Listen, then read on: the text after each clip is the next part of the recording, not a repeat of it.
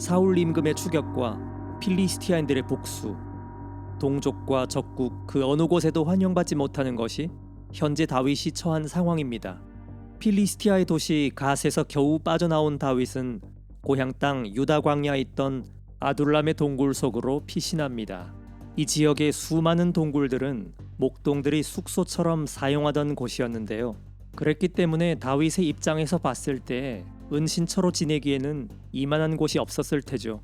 마치 예수님께서 돌무덤까지 내려가셨다가 극적으로 부활하신 것처럼 벼랑 끝까지 내몰렸던 다윗 역시 이 아둘람 동굴 생활을 기점으로 다시 부활의 날갯짓을 시작합니다.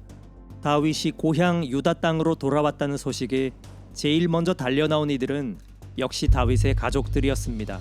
그런데 가족들 외에도 또 다른 사람들이 다윗의 주변으로 점차 모여들기 시작했습니다. 아웃사이더, 여러 가지 이유로 공동체 변두리로 밀려난 사람들이었습니다. 제각각 사연은 서로 다르지만 천지가 개벽하는 새로운 세상을 꿈꾼다는 공통점을 지녔습니다. 이들 400명의 사람들은 다윗에게 있어서 확장된 형태의 또 다른 가족들이었고 훗날 세워질 자신의 왕국의 초석이었습니다. 이제부터 다윗은 단순한 도피 생활에서 벗어나 적극적으로 하느님의 뜻을 찾기 시작합니다. 우선 그는 외가 집안이었던 모압 땅으로 건너가서 자신의 가족들을 돌봐줄 것을 부탁합니다. 그러면서 하는 말이 하느님께서 저를 어떻게 하실지 알게 될 때까지였습니다. 이 말 속에는 분명 다윗의 야망을 엿볼 수 있지만 다윗은 그것을 철저하게 하느님 뜻 안에서 분별하고자 합니다. 가족들을 맡긴 뒤 다시 사해 건너편으로 넘어온 다윗은 마치 예수님께서 공생활을 시작하시기 전에 유다 광야에서 40일간 단식하며 기도하신 것처럼 같은 장소에서 조용히 하느님의 때를 기다립니다. 그러던 어느 날 다윗은 신호를 감지합니다. 예언자 가드가 자신에게 나타나서 어서 유다 지방으로 가라고 재촉한 것이죠. 이를 두고 다윗은 이제 일을 시작해보자는 하느님의 사인으로 받아들였을 겁니다. 다윗의 무리들은 곧바로 산성에서 나와 헤레숲으로 이동합니다. 한편 사울은 연기처럼 사라졌던 다윗이 한 무리의 사람들과 함께 유다 땅에 다시 모습을 드러냈다는 소식에 불안한 마음을 감추지 못하고 자신의 모든 신하들을 한자리에 불러 세웁니다. 이때 사울은 다윗이 노베 사제 아히멜렉의 도움으로 자신의 포위망을 빠져나갔다는 사실을 알게 되죠. 그래서 화가 잔뜩 난 사울은 아히멜렉뿐만 아니라 노베에 있던 모든 사제들, 심지어 주민들과 가축들까지 모조리 살육합니다. 도대체 무엇이 사울을 그토록 폭발하게 만들었을까요? 당시 아히멜렉 사제가 다윗에게 베푼 호의는 단순한 그냥 빵과 칼이 아니었죠. 그것은 사제들만이 먹을 수 있던 거룩한 빵이었고 필리스티아를 굴복시킨 승리의 상징인 골리앗의 칼이었습니다. 아마도 사울은 오직 자신만이 누린다 생각했던 종교적인 힘과 정치적인 권력이 이제 다윗에게로 넘어갔다고 느꼈기 때문에 불안과 질투가 순간 광기와 살기로 폭발한 것으로 보입니다. 이 사건은 사울이 저지른 잘못 가운데서도 가장 충격적인 사건으로 꼽히는데요.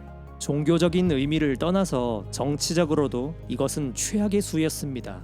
왜냐하면 지파동맹 체제의 상징이었던 사제단을 몰살했을 뿐만 아니라 그 가운데 유일하게 살아남은 생존자였던 사제 에브야타르가 사울의 경쟁자였던 다윗에게로 도망쳤기 때문입니다. 결정적으로 필리스티아와 싸우는데 모두 쏟아내도 부족했을 아까운 국력을 다윗이라는 내부의 정적을 제거하려고 모두 소진해버리는 결과를 낳습니다. 그럼 사울이 했어야 할 그 국방의 임무를 누가 하느냐? 엉뚱하게도 지금 쫓기고 있는 다윗이 그걸 하고 있다는 거죠. 어느 날 다윗은 필리스티아인들이 크일라 주민들을 약탈한다는 소식을 듣고 자신이 어떻게 해야 할지 하느님께 기도합니다. 가서 주민들을 구하라는 주님의 응답을 받은 다윗은 이어서 부하들에게도 의견을 물어보고 마지막으로 다시 주님께 여쭈어 최종적으로 결정하는데요. 다윗의 이런 모습은 하느님과 백성들을 이어주는 임금으로 성장해 나가는 과정을 잘 보여줍니다. 결국 다윗은 주님의 뜻에 따라 필리스티아군과 싸우기로 결정했고 대승을 거둡니다. 여기서 눈여겨볼 점은 이 싸움의 결과가 아닙니다. 그것보다 더 흥미로운 점은 크일라 주민들의 반응입니다. 그러니까 다윗이 목숨을 걸고 크일라 주민들을 구해줬으니까 당연히 그들이 다윗에게 고마워할 것이라 생각하기 쉽지만 꼭 그러지만도 않았다는 거죠. 상황은 이렇습니다. 사울은 다윗이 크일라에 있다는 소식을 듣고 곧바로 다윗을 잡기 위해서 군대를 파견하는데요. 이에 당황한 다윗은 하느님께 기도합니다. 그때 주님께서는 소문대로 사울이 곧 내려올 것이고 크일라 주민들이 사울에게 자신을 넘겨줄 것이라고 알려주십니다. 다윗은 얼떨떨했겠죠. 아니 자기들을 구해주었는데도 오히려 자신을 배신하려 한다니까 말이죠. 만약에 다윗이 기도하지 않았으면 그것도 모르고 그대로 잡힐 뻔한 상황이었던 것입니다. 도대체 크일라 주민들은 왜 이렇게 의리가 없는 걸까요? 그 이유를 다음 구절에서 짐작해 볼 수 있습니다.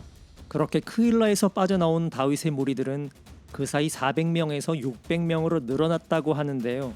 이들은 현지 주민들로부터 일종의 보호비와 후원금을 얻어내는 식으로 생계를 유지했습니다. 그렇다면 일반 백성들 입장에서는 당연히 필리스티아인들의 침략도 무서웠지만 다윗의 무리가 커지는 것을 바라지 않는 사람들도 있었겠죠. 특히 부자 주민들은 더 그랬을 겁니다. 이것은 크일라 주민뿐만 아니라 다른 동네에서도 마찬가지였습니다. 내부자들의 밀고로 다윗은 끊임없이 자신의 위치가 노출되었습니다. 특히 마온 광야에서는 사울에게 완전히 포위를 당해 꼼짝없이 잡힐 뻔한 위기에 빠졌는데 그때 하느님께서는 필리스티아인들의 침공을 허락하시는 극적인 방식으로 사울의 발길을 돌리게 만드셨습니다. 이러니 다윗의 입에서 절로 시가 나오고 노래가 나오지 않을 수 없었던 것이죠. 하느님의 도우심으로 겨우 죽음에서 벗어난 다윗은 다시 엔게디라는 광야로 자리를 옮깁니다. 하지만 필리스티아와의 전쟁을 마치고 돌아온 사울은 쉴 틈 없이 곧바로 3,000명의 정예 부대를 선발해 다윗을 치러 갑니다. 방금 전쟁을 마친 병사들을 이끌고서 말이죠. 그만큼 사울은 제정신이 아니었습니다. 온통 다윗 죽이기에만 혈안이 되어 있는 모습입니다. 다윗을 찾아 여기저기 헤매던 사울은 어느 동굴 속으로 들어갔는데 공교롭게도 그곳은 다윗의 일당들이 숨어있던 곳이었습니다. 다윗의 입장에서 봤을 때는 사울을 없애버릴 수 있는 절호의 찬스였겠죠. 부하들 역시 이것이야말로 하느님이 주신 기회라고 다윗을 보챕니다. 하지만 다윗은 움직이지 않았습니다. 왜냐하면 하느님의 왕국은 하느님께서 이루어 주시는 것이지 무력으로 세상의 권력을 쟁탈하는 식의 역성혁명은 아니었던 것이죠. 다윗은 사울을 치는 대신에 상징적인 의미로 사울의 겉옷 끝자락을 살짝 잘라냅니다. 이것은 주님께 기름 부음 받아 세워진 사울에 대한 존중심을 드러내면서 동시에 사울의 시대가 끝났다는 일종의 경고의 표시였습니다. 또한 자신을 죽이려 한 사울에게 다윗이 보여준 사랑의 복수였고요. 사울이 동굴 밖으로 나가자 그제서야 다윗도 뒤따라 나갑니다. 그리고 잘라낸 겉옷자락을 사울에게 보여주며 마치 피를 토하는 심정으로 자신의 진심을 호소합니다. 순간 사울이 얼마나 멍했을까요? 복잡한 마음을 주체할 수 없었던 사울은 그 자리에서 울음을 터뜨립니다. 선을 악으로 갚은 자신과는 달리 악을 선으로 갚은 다윗에게 크게 한 방 먹은 것이죠. 그래서 사울은 처음으로 다윗을 인정합니다. 자신이 아니라 다윗이야말로 이 나라를 이끌어갈 진정한 제목이라고 스스로 고백하죠. 사울은 그렇게 자신의 패배를 깨끗이 승복하고 자리에서 물러갔습니다. 그리고 그 시각 라마에서는 마치 이제 자신의 역할을 다 했다는 듯이 사무엘이 세상을 떠납니다. 이스라엘 역사에서 왕정 시대라는 새로운 시대를 열었던 마지막 판관 사무엘이었습니다. 한편 사울은 지난번 엔게디 광야에서 다윗을 만나 그의 진심을 알았음에도 불구하고 또 한 차례 다윗을 해치려고 군대를 동원합니다. 머리로는 다윗을 인정하면서도 실제로는 그렇지 못한 것이죠. 그만큼 사울은 권력에 대한 집착이 대단한 사람이었습니다. 하지만 다윗은 이번에도 그 사실을 미리 알고 똑같은 방식으로 사울의 목숨을 한 번 더 살려줍니다. 사실 인간적으로 생각해보면 만약 이번에 다윗이 사울을 해쳤다 하더라도 정말 할 말이 없는 상황이었죠. 그럼에도 불구하고 다윗은 그러지 않았습니다. 그야말로 극한의 인내를 발휘한 것이죠. 하지만 다윗은 고민에 빠집니다. 앞으로 계속해서 이와 같은 상황에 처해질 것을 우려한 것인데요. 결국 다윗은 고민 끝에 아예 이스라엘 땅을 떠나기로 결심합니다. 하지만 충격적인 것은 이스라엘을 떠난 다윗 일행이 향한 곳이 하필 적국 필리스티아였다는 것인데요. 게다가 다윗은 골리앗의 도시 갓 임금 아키스의 수하로 들어가기를 자청합니다. 하지만 다윗의 속마음은 그게 아니었습니다.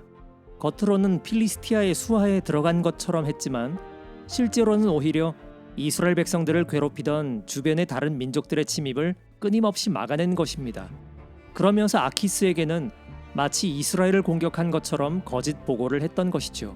다윗은 철저하게 자신을 낮추며 겸손하게 행동했기 때문에 그런 다윗이 마음에 쏙 들었던 아키스는 아예 치클락이라는 도시를 다윗에게 넘겨주어 그곳에서 살게 합니다. 사실 치클락은 여호수아기에서 원래 유다 지파에게 배분되었던 땅입니다. 그런데 당시 유다 지파의 상속지가 너무 컸기 때문에 시메온 지파에게 일부를 떼어 주었는데 치클락은 그 성읍들 가운데 하나였습니다. 하지만 시메온 지파는 이후에 필리스티아에게 치클락을 빼앗겼고 다윗이 그것을 지금 다시 되찾은 상황입니다. 한편 이 치클락이라는 도시는 다윗 왕국의 시작이라는 상징성으로도 중요합니다. 왜냐하면 이 도시는 이후로도 쭉 유다 땅에 속하게 되는데요. 다윗의 왕국의 거점은 처음 이 치클락 땅을 시작으로 이후 유다 지파의 임금이 되어서는 헤브론으로, 그리고 지파 통일이라는 대업을 완성한 뒤에는 최종적으로 예루살렘으로 옮겨질 것입니다. 다윗은 그렇게 철저하게 아키스 임금을 속여가며 살얼음판을 걷는 아슬아슬한 생활을 1년 4개월이나 지속했습니다. 그러던 어느 날 다윗은 굉장히 곤란한 상황에 처하게 됩니다. 필리스티아군 연합부대가 이스라엘을 총공격하기로 결정한 것이죠.